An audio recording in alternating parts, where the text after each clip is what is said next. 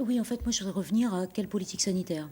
Parce que à quoi ça sert une politique de la santé? Pourquoi on s'intéresse à ça? Pourquoi on s'investit, nous, les institutions, dans une politique de la santé?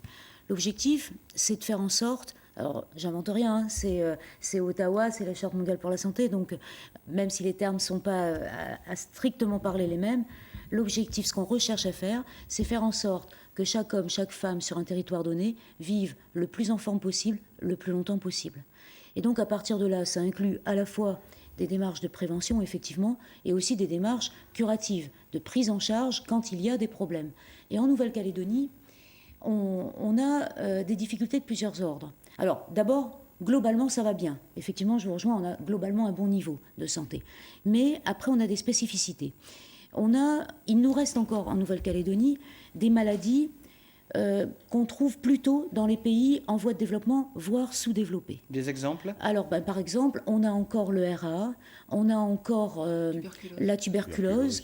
Enfin, on a des maladies qu'on ne devrait plus trouver dans un pays développé comme le nôtre. Et on a, en plus, paradoxalement presque, des maladies dites de pays riches.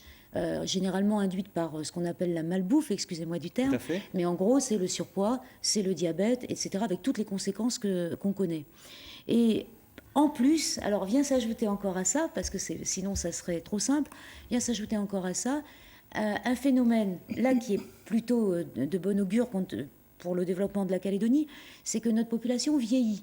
Souvent, on rappelle que la moitié de notre population a moins de 30 ans. Ce qui est un bon indicateur. Mais c'est un bon indicateur, effectivement, parce qu'à côté de notre jeunesse, qui reste quand même très belle et très nombreuse, on a de plus en plus de gens qui vivent plus longtemps. Et donc, on commence à voir apparaître des pathologies liées au vieillissement, donc de la dépendance, etc.